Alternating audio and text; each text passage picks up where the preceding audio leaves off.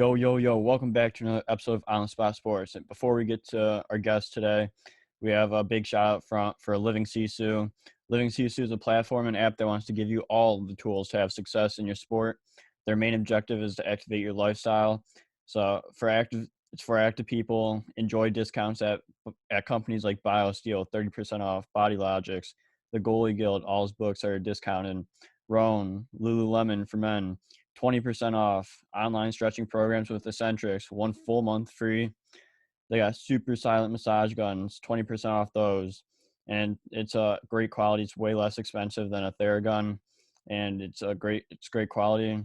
So there's so many more discounts that you guys will need to just become a member to see. So they want to provide you with anything you need for success. So come join the community. I'm a part of it. A bunch of other athletes are a part of it. So it's free to join. It takes 20 seconds to get exclusive offers to your sport, and it's definitely worth it. So do us a huge favor and go sign up for Living Sisu's membership. It's free, 20 takes 20 seconds. So go do it, and we'll see you there. Living Sisu is a great company. We know one of the co-founders, Zach Fricali. He's a great guy. He's the co-founder. He does a lot of live streams on Instagram at Living Sisu, with a bunch of elite athletes, and you learn a lot from like the athletes' determination, their resiliency, everything to what made them become successful. So it's been a great experience so far. So go on. I'm gonna leave the link in the description. So go sign up. Yo, welcome back to another episode of On the Spot Sports. I'm Jack, and in today's episode, we are joined by a very special guest, current professional goaltender Chris Nell. Chris is a current professional hockey goaltender in the East Coast Hockey League with the Atlanta Gladiators. He played this past season with the Tucson Roadrunners in the AHL, appearing in 7 games. He played junior hockey in the United States Hockey League with the Chicago Steel, along with playing NCAA Division I hockey for 3 years with Bowling Green State University before turning pro. So this is gonna be a fun episode, Chris. So welcome to the show, Chris Nell. Yeah, thanks for having me on. I'm excited. Yeah, no problem. It's been a episode in the making for sure, but I'm glad Yeah, we're able to get this thing going and get yeah, this thing yeah. rolling. But how have you been? Like, it's been, I would think, a crazy summer so far for you. So, and then getting into the season in Atlanta recently. It's like, how's everything going with Atlanta, and then like throughout like the trying to find a team over the summer? Yeah, I think you can kind of even say it was been like the last 2 summers. Obviously, this last summer was just trying to figure out that back to normal and what that looked like for teams, and if there was going to be any kind of COVID restriction. And because the year before, obviously, it was the longest summer I think everybody's had, with like 8 or 9 months before uh, teams were even getting going on games. So this year, I think you saw even in the up top in the NHL, I think every team switched at least one goalie. I think that was the most movement ever. So this summer was definitely interesting in the fact that teams are going different directions with a bunch of different goalies, and you had a lot of goalies that can play at a high level that were just out of jobs with just the demand and for goalies being not as much as how many goalies were without teams. So I think it was just kind of a waiting game, and hopefully find a spot where the coach that where they want you. Yeah, absolutely. And the summer is like where you get like all your like foundations down and everything for the season. It's like Yeah. throughout like these last 2 summers, like what have you been doing to stay in shape, especially the like 9 to 10 month off season? Like what were you doing during that off season that you were doing to stay in shape for whenever that season did start? Yeah, and I think the biggest thing with that was just depending where you lived, right? So I was lucky enough where Wisconsin, for the most part, wasn't too strict on restrictions when it came to shutting down the ice rinks and stuff like that. But it was just finding ways to kind of, if you couldn't get into gyms or on the ice, it was just finding ways to do little body weight stuff at home, and just kind of figure out workouts at home with anything you had, or just getting ice whenever you could. And I think I was lucky enough that the rink that I skate at was open for the most part. Uh, the last 2 summers. Yeah, absolutely. And I think the last 2 summers separates you from the rest of your competition, especially for the guys that since some places were really restrictive and some weren't, like you just find ways to do stuff and find ways to keep yourself occupied and keep yourself in shape for whenever the season did start. Yeah, exactly. And I think the biggest thing when it came to that was just like your mental approach, right? So it's just finding ways to kind of stay mentally sharp. And if that was like, I know VR is a huge thing now, or just like vision training at home. But I think the guys that found the most success coming back into these seasons have been the guys that have just kind of mentally found the strength to just stay motivated. I feel like, and because if you think about it, right, like you can kind of get by with maybe not being in the best shape or seeing the most ice as long as you are mentally sound and through the game. So I think that kind of was the major selling point with a lot of guys in these last 2 summers, is just making sure you find ways to kind of stay motivated through like these tough times of maybe not being able to find ice or the protocols changing.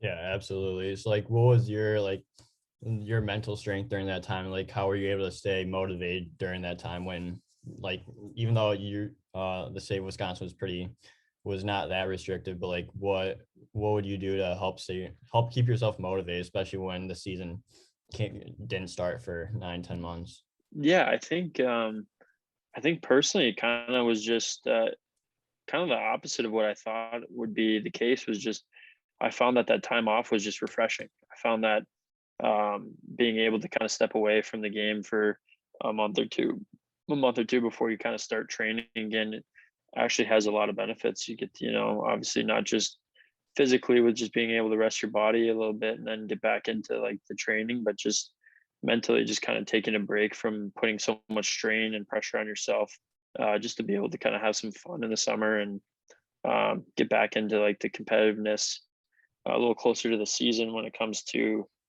maybe on the ice and different things like that. Because I mean, once you play for so long, it's kind of, for the most part, it's just like riding a bike. Once you get back on the ice, the first couple skates might be a little tough with the lungs and stuff like that. But technique wise, I feel like just taking a break and letting your mind kind of mentally reset and just kind of find that love for the game again, I think was the biggest thing that I took out of these last 2 months, especially that long summer, because you're just kind of sitting there waiting and waiting, and you kind of started to realize that was out of your control. The season was going to start when it was going to start, so you just had to kind of have fun with that whole process and just kind of be ready when it did. Yeah, absolutely. And just, I like how you said to find that love of the game, like just during that time, like you're like before that you're playing a lot, and then you go into a season or off season where like we've been saying this whole episode, like 9-10 months without playing games, Yeah, and like it gets tough just training and just skating every day and just doing what you can. Like it takes a toll on you, but just like recovering your body, your mind, like finding like that love of the game again, like that goes really, really far. And like it separates you from the other competitors as well, because you're just relaxing and making sure that you're ready to go when the season does approach. yeah, and I agree. And I think that's like the biggest problem is when you start to kind of see going to the rink as a job, or just kind of like something that you have to do. And I think that's when you start to lose. Um, that's when you start to become worse, I feel like. And as long as you can find that why of why you want to be at the rink every day, and have that fun like atmosphere and just like have fun with it. I know like you see a bunch of goalies mic'd up and the high levels, and they're always laughing and nothing's ever really taken too seriously. I think there's a reason behind that, right? So you see all those guys that are mic'd up, they're all having fun, and I think that's the biggest thing. Obviously, it's easy to have fun when you're making millions doing your job, but Yeah. even if you're not, I think if you're not having fun with what you do, and that translates to anything in life, if you're not having fun with what you're doing, find what makes life fun, because it's you don't live long enough to not have fun doing what you're doing. Yeah, absolutely. So would you say that's your why? It's just like you're out there having fun and just enjoying the experiences you get to have and like all the memories that you're creating from Yeah, playing hockey and like enjoying life.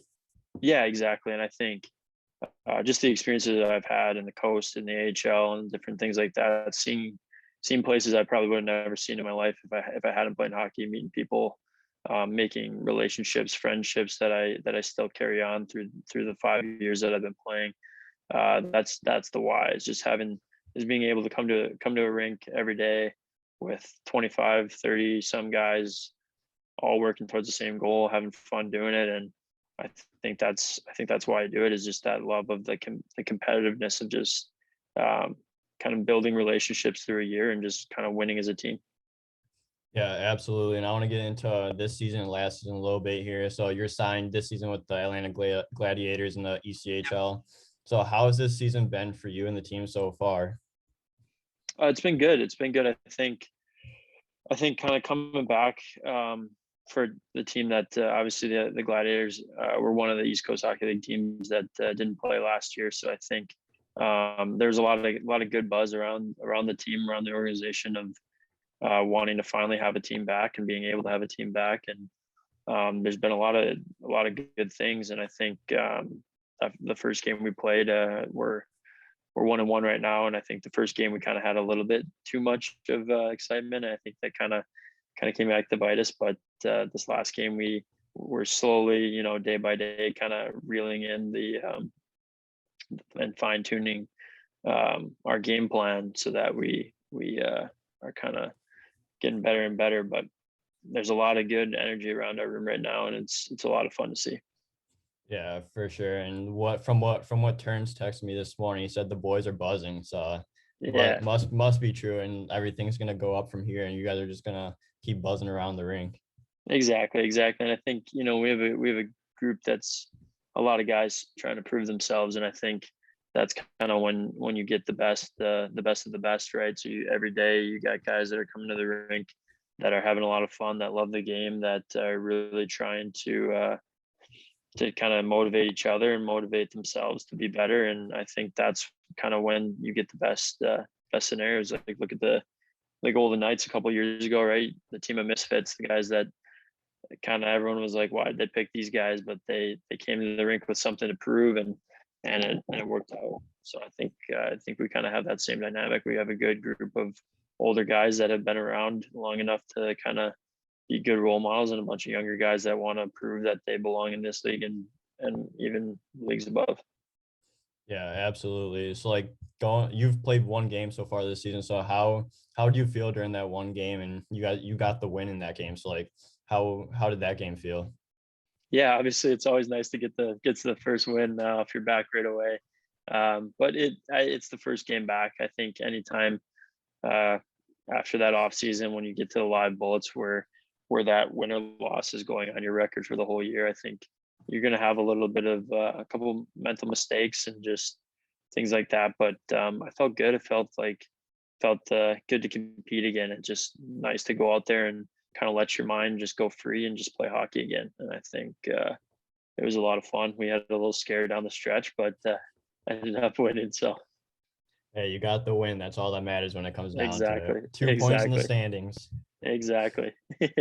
Yeah, exactly. So then you spent last season in the American Hockey League with the Tucson Roadrunners, appearing in Yep. 7 games. So what was that season like for you personally and for the team, with the challenges you guys had to face around the COVID season? Yeah, I think those first couple months were weird. Obviously, we had to wear masks just about everywhere we went. Even in the rink, we had 2 separate locker rooms.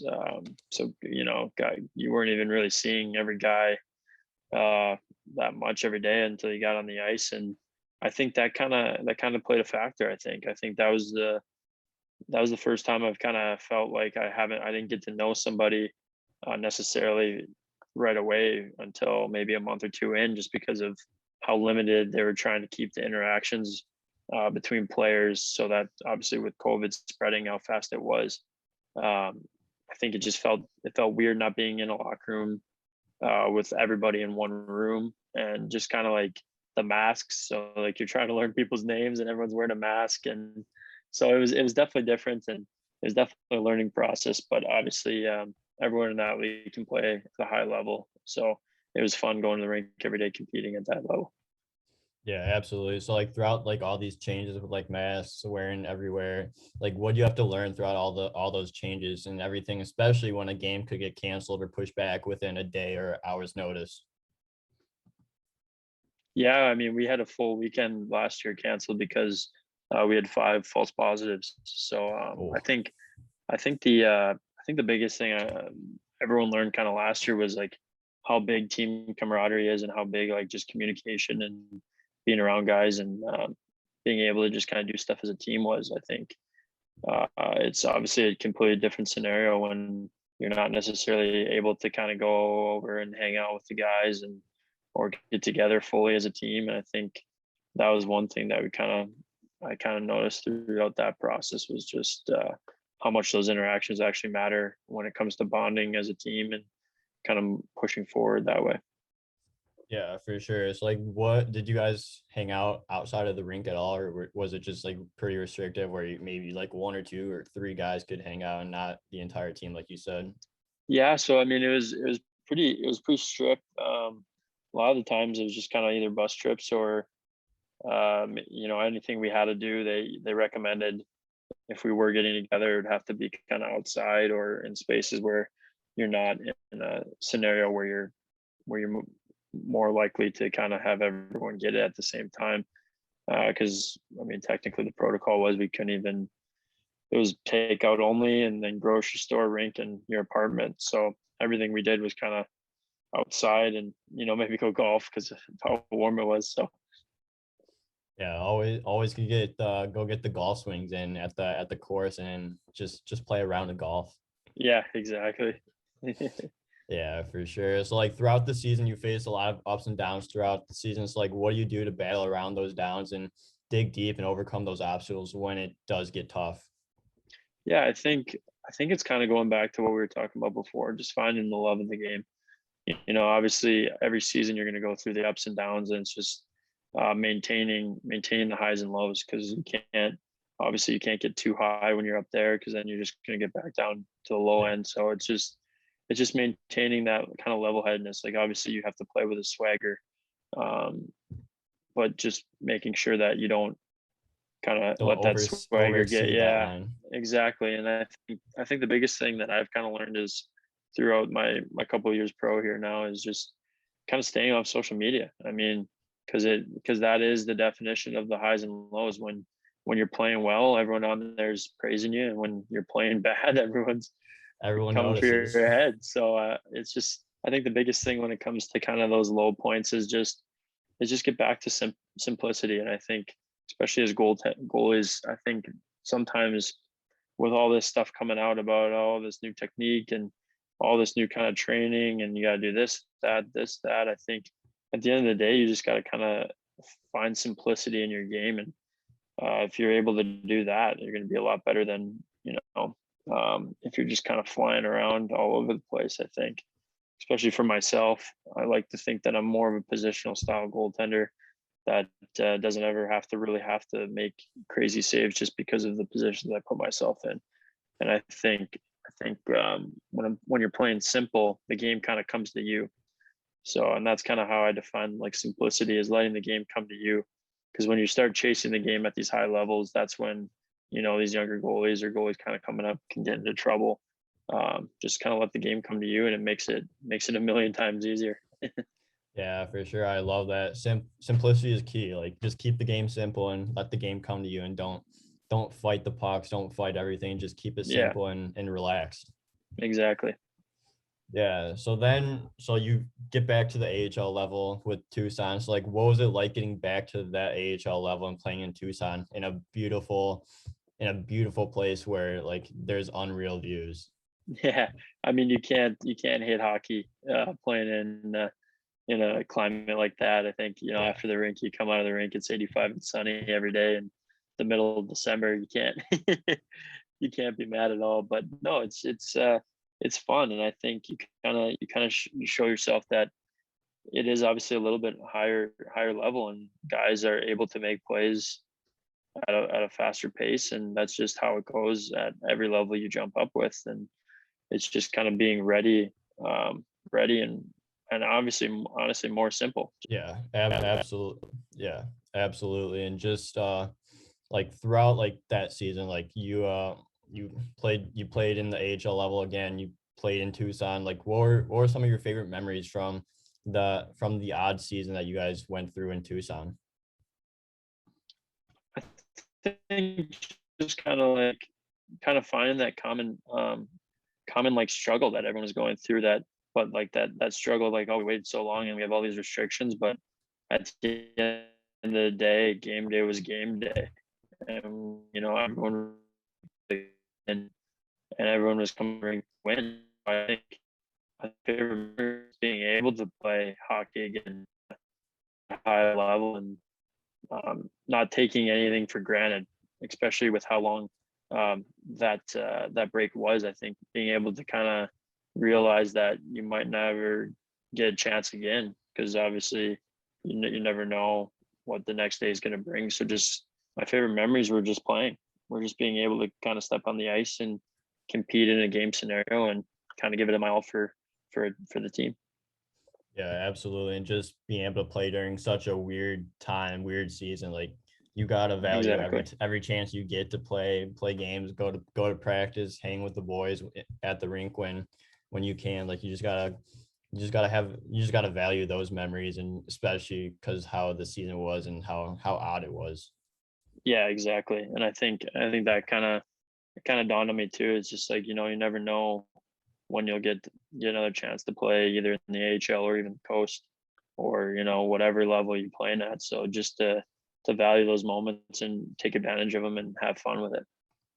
Yeah, absolutely. So then the following season, you played on four teams throughout the season in the ECHL with the Greenville Swamp Rabbits, Adirondack Thunder, Florida Everblades, and the Atlanta Gladiators, where you played in 24 games with Atlanta, going Yeah. 11-8-3. So what was that crazy season like for you, and traveling to different homes throughout the year and being a bit of a suitcase? Yeah, obviously, I don't think you ever plan up a season where you're going to play on, I think it was four teams, but travel to one of the teams one more time at the end. So I think it ended up being five teams, uh, counting the same team twice. I don't think you ever plan for that. I think obviously you hope to go to a team and be on that team for good and kind of give everything you have to win. But it was definitely tough. Obviously when you're just kind of getting settled into a place and then find out you're moving again, is it can get draining for sure. And I think the hardest thing I struggled with that year was just kind of not taking what was happening to me outside the rink and kind of leaving that where it was. And anytime I did get to step on the rink, whether it was for Florida, Adirondack, Atlanta, or Greenville, I think once I finally started to get to play again is kind of when I started to kind of settle back in. But it's tough when you're kind of like getting bounced around and stuff like that, with not really finding any games in between those times was, like, I think the hardest thing. Yeah, absolutely. It's like, did you ever get down on yourself when you were getting moved so often, or do you take that as an opportunity to restart and pretty much get a whole new refresh for your season and see how, and just like we were talking about earlier, just like getting that opportunity because you never know when it's going to happen. Yeah, and I think every time I did get traded, like kind of that right away moment was okay. Like, this is another new opportunity, and I got to go kind of take it. But I think I think the lowest part was when I was getting traded right around Christmas time, and I had to move my flight up to Christmas morning, out of kind of leaving Christmas morning. And I think I was kind of like, is this worth it type deal? And I think that was the lowest point. And then I got to Atlanta and I was able to kind of start a bunch of games in a row. And I was like, okay, obviously there is a light at the end of the tunnel. You just got to keep kind of battling. And I think that's kind of the point that kind of turned that season around. But it was definitely, I think I only played in 4 games in the first half of that season, and kind of having to miss Christmas Day at home was kind of just like, ooh, what am I doing kind of type deal. But to get back and start playing games again is kind of what brought me back on track. Yeah, absolutely. You get that new opportunity, and you get, like you were at the lowest, but you just got to push through. You just got to keep battling, and you saw that light at the end of the tunnel when you did get those stretch of games in Atlanta. and then you're able to just go from there and have a pretty good year. Yeah, exactly. And I think that's the biggest thing is there's always light at the end of the tunnel. No matter how bad things seem at that moment, it can always be worse, right? So you always just got to take those scenarios and just keep battling. Yeah, absolutely. So then going into the 2018-2019 season, you spent time with two coast teams in the Greenville Swamp Rabbits once again, playing in 27 games, and then the Maine Mariners, where you played in 11 games before, also playing 2 games with the Hartford Wolfpack in the American League. So, like, what was your time like in Maine and playing hockey for a newer team that was just beginning to find success and find their rhythm in Maine? It was a lot of fun. Obviously, it was the first year that they had hockey back in Portland. Obviously, before it was the Portland, I believe, Pirates in the Yeah. AHL.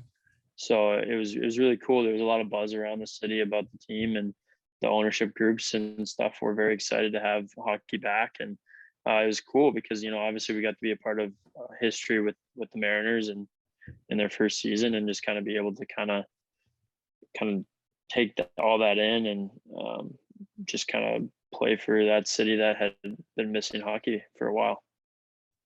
Yeah, absolutely. So, like, what was that buzz all about? And, like, I'm sure, like, once you guys were playing at home for a while, like, the fans, like, the tickets just kept selling, and, like, you got a whole barn packed in there pretty much, and just Yeah, like, yeah, what was the atmosphere like around Maine there? we got really good fans. I will say though, they were probably one of the toughest fans. They definitely let you know when you weren't playing well, and we had a couple stretches when I was there that we necessarily weren't playing the best, and they definitely let us hear about it. But they were a passionate group of fans. They didn't just celebrate the goals. They were in on the power plays, the penalty kills, the little things they enjoyed, and it was a good group when you were playing well. But they definitely let you know when you weren't. So it was fun. There's just a lot of passion behind hockey in that city when we came back, and it was fun to play for. Yeah, absolutely. The fans are the fifth line there. They're in it Yeah, no matter what. Win, lose, no yeah, matter what. yeah, They're gonna give it to you no matter what. yeah, exactly. Yeah, so then going into your first year of pro hockey in 2017, 2018, you got a really good shot with the Hartford Wolfpack where you played in 18 games, going 8-8. So what was it like getting that opportunity in the AHL after recently coming out of college hockey? It was different. Obviously, college hockey, you play 2 games a weekend, and then you get that full week to kind of recoup. And obviously, you're only playing, if you go really deep, 40 some games. So I think the biggest thing was just kind of readjusting to that whole the pro schedule, right? So sometimes you're playing on Wednesday game, maybe a Thursday game. Then you got 3-3s on the weekends, and with travel in between and stuff like that. So I think the biggest thing was just kind of finding that new balance of, like, you don't have as much leeway after a game to kind of like think about it and say, okay, this is what I did wrong. This is what I did. I have the whole week to kind of figure it out. Sometimes you're playing 4 or 5 games in 6, 7 days, so you have to have a short memory and kind of get ready to go right back on the horse. Whether that be it was a good game, kind of forget about it and continue to try to play that way, or if you had a bad game, to stop that skid quicker. There's just a different. That's the biggest differences between college and the pro is just that time frame you have after either a big win or a big loss, to kind of reset your mindset and get back into it. Yeah, absolutely. So would you say like that was a big thing that you learned throughout your first official year of pro hockey, and like that you had to deal with those ups and downs, like the mental aspect of it, and like just being able to that you could be able to be moving around a lot, and especially as a rookie in the AHL, like that must have Yeah, been like pretty hard stretch for you. yeah, exactly. And I think you start to learn the business of it, right?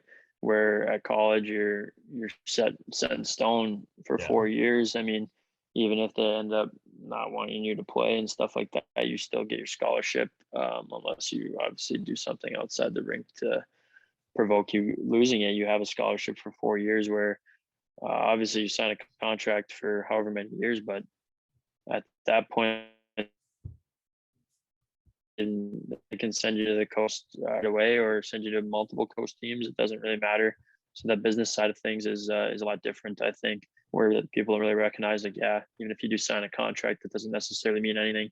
The business side of things is a lot different than anything anyone ever kind of tells you about leading up into pro hockey. You have to be at your best every night. There's no real excuses anymore at that level. It's either you're at your best or you're going to be sent down. So I think the biggest thing I learned is just to have fun, even have fun in the fact that you don't control any of that. So just as long as you can control what you can control, that's the biggest thing I think anyone going into pro hockey should really focus on, not worrying about where they are in the lineup, just worrying about what kind of attitude or work ethic they bring to the rink every day. And I think that was the biggest thing I learned my first year. Yeah, absolutely. It's a great lesson to start things off your first year of pro hockey. And Yeah. especially because like throughout that year, you also played in Adirondack, Kansas City, and Greenville in the coast. So what was that adjustment like, and having to adapt to being called up and down and moving around throughout your first pro season, especially since we talked about like you're just set in stone in college and you're going to be there for a while? Yeah, and I think it's just kind of the relationships, right? So like in college, you're building these relationships with guys that, for the most part, you're playing at least one full season, if not two, three, four. You build relationships and you kind of know how everyone's working. And I think the hardest thing when you're getting called up and sent down is just kind of maintaining those kind of relationships with wherever you're going and kind of understanding the game plans that each team is playing within, and kind of knowing all that stuff and like kind of the calls, whether it be goalie D exchange or different things like that, D zone, all that stuff. So I think just kind of figuring out how everyone's playing and different things like that. Yeah, absolutely, for sure. So like throughout like that first pro season, like you come in from BGSU. So like what was the process like to sign with Hartford after your BGSU season ended? So I had an advisor kind of leading me in juniors that kind of got me my in touch with BG, and then ended up committing to BG. And I was talking with them a little bit after my sophomore year, and then again after my junior year, and then that's when I kind of decided I wanted to leave. And it was just kind of felt like the right time, right situation. So Yeah, for sure. So then you get into a professional game. It's like what was your emotions in that first game like, and then getting your first pro win? I think it was just a lot of nerves and just kind of didn't really know what to expect, right? So I obviously had some practices before the first game, but I don't think you ever really know until you're put in those scenarios, right? So it was really good, and it was just kind of just let it all happen. It was excitement, nerves. I think it was like just about every emotion you can feel. Is just a lot of it was a lot of fun, I think. And then obviously to get that first win is just a huge monkey off your back, and just feels unbelievable, and kind of makes you feel like, I can definitely play at this level, and let's just kind of find ways to keep doing it. Yeah, absolutely. And like all the emotions are there until you get thrown into the fire, like you said, and you have to fight for yourself and battle throughout the Yeah, game exactly. and get that experience and hopefully get that first win. Exactly.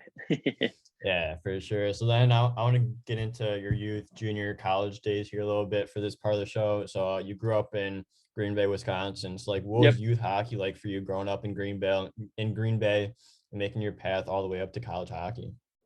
Yeah, I think hockey in Green Bay is definitely kind of moving forward in the right directions. I think, there's a lot of good coaches in the area that I grew up in, not even just my area, but in the state in general. And I think um, with Team Wisconsin and everything like that, they're really kind of trying to push the development process through Wisconsin hockey, and kind of start, making giving outlets for the players that maybe don't necessarily have the big cities or the or the coaches behind them, but have the skill. I think they're doing a really good job of getting Wisconsin players in the right spots to kind of move guys forward. And I think that was great. as I was growing up. And then obviously I had Team Wisconsin, which got me kind of into that the junior light, and then I was able to get drafted by the Chicago Steel. And I think my first year, I kind of got rung up in like, oh, I got drafted, and all this stuff. I think I let that get to my head a little bit, and luckily enough, I was able to figure it out around Christmas time and get my college commitment to BG, and then that's kind of when things just kind of fell into place for me, is where I kind of figured it out. And that next year, I felt like I had a pretty good year, and just kind of enjoyed the process a little more of enjoying where I was at. And I think my goalie coach and I talked about that a lot. Is a lot of kids nowadays, it's a rush to get to that next level, but if you don't enjoy where you're at and dominate where you're at, that next level is just gonna bring you in and spit you out. So I think that second year juniors is when I kind of realized that I need to buy in to where I am at every level. I think that's when I started thinking about it, but I don't think that really kind of mindset of just kind of being diligent of where you're at and letting yourself just have fun and play really happened until my sophomore year of college, where I had the best, I think, statistical year of my college career was that sophomore year. And I just played simple, played big, played me, and just had fun with it. And then obviously I kind of struggled out of the get-go my junior year, but ended up having a really good second half. And I think we lost in the conference championships in double overtime. So it was a good year where we had that's a lot a heartbreaker though. Yeah, it was tough, but it was one of the funnest games I think I've ever played in college. The crowd at Michigan Tech was unbelievable. We traveled pretty well too, and it was a fun game. But I think I look back and had some great teammates at Bowling Green, and we had a good group and wonderful coaching staff that kind of pushed us every day to kind of find our best and brought the best out of us. And I think it was a great time, great people, great experience. And I think that's kind of when I started to figure out just, play me. Yeah, for sure. I love that path. And then you go, like you said, you got drafted by the Chicago Steel. So you played 2 seasons in the USHL and the USHL with the Steel. So what did you learn in that first season of juniors, going from high school to the USHL, especially going into that second year, like you said, and like you're able to really get that experience and know what junior hockey is about? Yeah, well, I mean, like you're playing against I think my years is like, we had all those guys, that 94, 95, 96 age group through the USA program, who were all disgusting. I think it was like Jones, Matthews, all those guys. So like you're playing against guys, even just on the USA team, they're unbelievable. You have high-end draft picks on just about every team in that league. And so you're playing in a league that if you're not your best every night, you're going to get exposed. And I think I kind of learned that my first year is you can't take a night off in that league because you're gonna get lit up. So I think it was good to kind of get that high end compete at that young age. There's a bunch of guys that are all still draft eligible. So everyone in that league is trying to put themselves in a spot to get drafted, and if not drafted, get a commitment to a high end college. So I think every night in that league is a battle. Not only to stay on the team, but you're battling against other guys on different teams or within your own team to get a spot at that next level that you're trying to get to, which is college and or drafted. So I think that compete was amazing, and it was a lot of fun. Yeah. So like, how were you able to stay on track during those times when it did get rough and like out of your control, and just being able to just like maintain focus, especially that first year when like you're not used to everything and then everything could go the wrong way? Like, what would you just help yourself stay on track? I think it was just kind of reminding myself I know it's going to sound redundant, but just to have fun. Like obviously you're here for a reason, and that reason is because they saw that you can play hockey. So just to get back to making sure that you just play the way you can, and stop hindering your own abilities by kind of getting in your own head, right? So it's just be able to play hockey how you can. And I think that's the biggest thing too, is you train so hard in the summers and do all the reps of all this stuff. Is once you get to a game, at that point you don't need to think about it. You just need to let yourself play, and that's kind of when you have the most success. Exactly. So then the following year, you play in 43 games, which is a huge jump from your first year. So, like, we talked about that experience. Like, what really helped you develop during that second year when you're playing that many games and just getting that necessary experience to just keep developing and keep going up the ranks in the USHL? I think it helped more to play that many games because I didn't have as much time to kind of sit there and think about it, right? So I was You just just had to able go to. right away. I just, you just go one game at a time, and just compete. And if that night goes your way, it goes your way. If it doesn't, get back into practice the next day or day after, and just kind of get right back to work. And I think just kind of keeping it simple was the biggest model me and my goalie coach would always talk about, is just keep it simple, have fun. And he'd always joke around right before a game, if we were texting or calling or something, when I was kind of reaching out to just kind of to vent and talk about the games that have been going on. He'd just say, "Hey, don't suck." So it was just that simplicity of just don't suck, just have fun, don't suck. So Yeah, just have fun, don't suck, and you'll yeah, be fine. You'll make it then. yeah, exactly. Yeah, for sure. So then you go into, and then we're going to go into your college career a little bit here to end things off here. So your junior career ends after 2 years in the USHL, and you decide to go play 3 years of NCAA Division I hockey at Bowling Green State University. So, like, what was the Yep. process to commit to BGSU and have it be your school for the next 4 years, but end up being 3 years before you Yeah. end up going pro? Yeah, so obviously, throughout the recruiting process, like, teams will reach out to kids that they think, or that these teams have interest in. The colleges reach out, whether that be through an advisor or through the coaching staff of whatever team they're on. I've seen it both ways.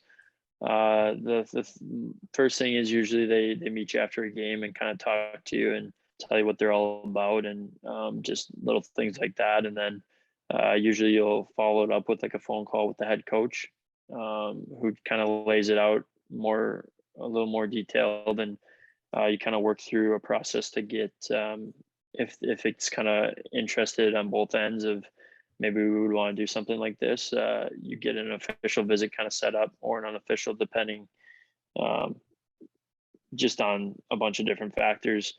Um, so they got an official visit kind of set up for me. I flew out from Chicago to Ohio to kind of get a lay of the campus and kind of meet some of the guys that were there, and I was able to pick their brains about their experiences. And I got to sit down face to face with the coaching staff, see all the facilities, see the school, the whole 9 yards. And then I came back one more time on an unofficial, which the only difference is officials, they can pay for your travel to and from, where an unofficial is, you kind of got to find your own way out there and stuff like that. So I went out with my family, and I kind of knew that second time that I was going out there, that this was the school I wanted to go to. And I committed on that unofficial visit, and I was kind of look back from there. Yeah, absolutely. What a process to go through and then sign for to play for BGSU for the next 3 years. Yeah, it was a blast. It was a very exciting time. Yeah, absolutely. So you go into your first year of college hockey, you played 13 games your first year. So what was it like going into that first year, and what do you have to learn about the Division I game that you were going to need if you were going to be successful or not? I think the biggest thing that I struggled with was practices, to be honest. I think just the intensity that the coach brought every day to practice, and all the players brought to practice. I wasn't very good in practice at all, and it kind of got me in a little bit of hot water with the coaching staff, just in the fact that they thought I didn't really have that compete level, that fire inside me, um, which obviously wasn't the case. But I just was a little shell shocked on the practice habits and the practice, the way practices were ran and different things like that. And I think that was the biggest struggle I had kind of leading into that year. And because I started the year off in game wise, I mean, they did a very good job of putting me into scenarios that were going to be good for me that first year. But that biggest thing was just kind of the intensity level, and that definitely was something I needed to see and needed to have happen. Yeah, absolutely. And I think that's important because a lot of people just like don't really think of practice, but practice, like especially at the college and junior level, like you gotta perform if you want that start, and you gotta be engaged in practice and all that, and just that know that you're gonna have that intense practice every day, every single day that you have practice. Exactly, and you think about it, especially at the college level, you're practicing way more than you play. So if you're not, Yeah. if you're not bringing it in practice, those habits are going to start to form and show themselves in games too. So Yeah, for sure. So then the following year, you get an opportunity to play in 37 games, going 18, 11, and 6. So what was that second year of development like, and just seeing game action more and being able to get that experience? it was unbelievable. It was huge. It was a blast. Obviously, I think college hockey is one of the coolest experiences because you're not necessarily just playing for an organization. You're playing for a community of people that chose to go to a certain school that get behind athletics like it's a family, right? So it's very very very prideful to play for an organization or a college like Bowling Green, who's had so much history and so many good players that have passed through there. To be able to wear that jersey with pride and kind of go out there and compete for that university was special, and it was a blast to do it almost every night my sophomore year and just kind of compete with my teammates. Yeah, for sure. And just you get that bigger opportunity, like you take that next step, and you just realize from that point, like that everyone's serious about you, and you need to especially believe in yourself to get that opportunity to perform as well as you did. Like it just doesn't Exactly. happen overnight. Like you can't just No. be like, oh, I'm gonna go from 13 games to 37 and do well. Like you have to actually like take commitment and like believe in yourself like the most that anyone can believe in yourself is yourself. Yeah, exactly, and I think if you don't, like we were talking about, have that little bit of swagger behind yourself, that's you're not going to really be, if you can't really believe in yourself, how are you supposed to get the rest of the team to believe in you, right? Yeah. A lot of a goalie's job is to kind of bring that sense of calmness and belief within the room, so to be able to win that over and is huge, and to have the team kind of believe in you and play for you is massive. Yeah, absolutely. So then you go into your third year playing 34 games.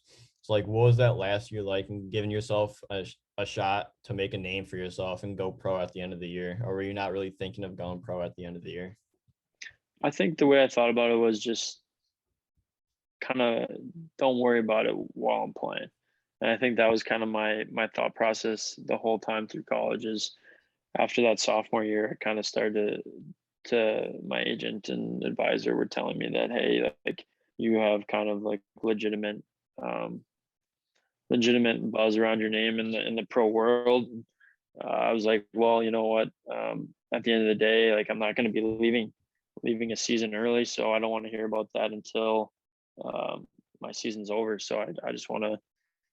I don't want that to be a distraction to either me or my teammates if they're hearing different things about, oh, did you hear like he's thinking about leaving already and all this stuff. I wanted to only focus on playing hockey and playing in that year and having success in that year, because at the end of the day, all I wanted to do every year I was at BG was to bring home a championship, whether that be in the WCHA or the main goal was obviously the NCAA tournament. So um, I think the biggest thing for me was just to kind of keep that where it was until the end of the season. Yeah, for sure. And it creates like a negative buzz when all those rumors are going around, and just like you might leave, you might not, like get different answers. Like it just leaves a negative feeling in the locker room. Exactly, and that's why I wanted to be very transparent in the fact that even if I was leaning towards that way or not leaning towards that way, I'm fully committed to that year at hand. Yeah, absolutely. So throughout your 3 years in college, like what was your favorite memory from all 3 years in college? Um, I mean, anytime we won a playoff series at home, I think it was to have that atmosphere at home and to be able to win at home and just kind of, I would say, I mean, even though we lost that double overtime game, Michigan Tech was a game I'll never forget, and just hard to pinpoint just one good good memory. I had so many good ones with just whether it be a Saturday after a sweep at home, or just kind of battling through the spring and fall training where it was tough. And I think it's just you become a family when you're kind of all in it together, especially at college where you're going to class together, you're going to the dining hall together, you're living together. It's a lot of fun to have those relationships. So I think anytime we won was definitely any good memory. Yeah, absolutely. And just like having those lifelong memories that you can like put a name to, and like just like be like, oh yeah, I was in college at BGSU, like some of the best times of my life. Like Exactly. that's what really matters, and just having those memories last forever. Exactly. So, Chris, I have a few more questions for you before we wrap things up here. So, do you have any tips for goaltenders looking to get to that next level? Yeah, I think it's just like, obviously you hear work on your weaknesses, and which is very true. Like obviously you need to do that, but like find a game that fits you and exceed at it. Like I think the biggest thing right now is you see a lot of goalies just trying to fit a build. If Yeah, that build doesn't work for you, play what's gonna play the style that's gonna fit you. If you're stopping a puck and it's not the cookie cutter build, you're still stopping the puck. So I yeah, think I think the biggest thing right now is you can always be a better skater. You can always have better habits off the ice. But I think just kind of play your style and play it to a very high level. And I think skating is a huge part of that. yeah, absolutely. I love that tip, and just like it's all true. Like you got to be the best skater on your team. Like skating is like a foundation for successful goaltending. Like you just Yeah, need to have that those that good edge work, good skating, because you use edge work literally every push you make, every time. Yep. every movement you make, like it's on the edge work. And it can get you out of situations that you necessarily don't want to be in. So Yeah, yeah, absolutely. So my next question for you is, what's Chris Nell's game day routine? so we usually have a pregame skate. So I'll just kind of do like either some kind of bar or something in the morning light before the skate, get a coffee, and then after have some breakfast. Kind of try to stay up as long as I can until probably like around 1:30 ish, where I'll eat a pregame meal depending how I'm feeling. If it needs to be a little heavier, maybe some pasta and chicken. But if not, I've kind of been switching to like a salmon, rice, and veggie, and it's been kind of working out. So do that, then try to take no longer than like an hour nap. Get up, get ready, go to the game. Get there a little earlier, just to tape sticks and stuff. Just because that whole process might be the worst thing in hockey is taping up sticks. Yeah, So try to get there early enough to kind of tape up my sticks, and then when it comes to like game day routines, I kind of try to keep it pretty light. I don't like getting kind of focused too early because I find like I kind of burn myself out if I'm trying to really dial it in too early. So I'll try to keep it light. I'll play a little bit of sewer, then go through my stretching routines and stuff like that. And I think the only superstition I have is I go left skate, left pad, right pad. But other than that, I think everything else is pretty normal. And then it's game time. love it, especially like the pasta and chicken too. Like that's my go-to pregame meal, is just Yeah, pasta and yeah, chicken, and it does me well. So just like the yeah. salmon, rice, and vegetable are doing you well right now. So don't fix what ain't broke. Nope, exactly. Why change something that feels good? Yeah, exactly. So my final question for you is, you've always had some unreal setups. Like what goes into figuring out like what's going to be on your set, and like the different colorways that's going to match your team and match the setup you wear? I think in college I kind of got free reign. In juniors I got free reign to do kind of whatever I wanted. I've kind of started to realize in pro that there's some organizations that necessarily don't love color, and I think that's kind of been a stigma behind goalies for a long time now. Is the darker the pads, the smaller you look and things like that. But I think it's kind of starting to pull away from that quite a bit. But I always just kind of try to get that one base color in there and just kind of work off that and see what each year's graphic brings to kind of make it look the coolest it can within that team. But these past couple of years, it's especially when you're moving around teams, it's kind of hard to do color. So I've just been trying to keep it clean and white.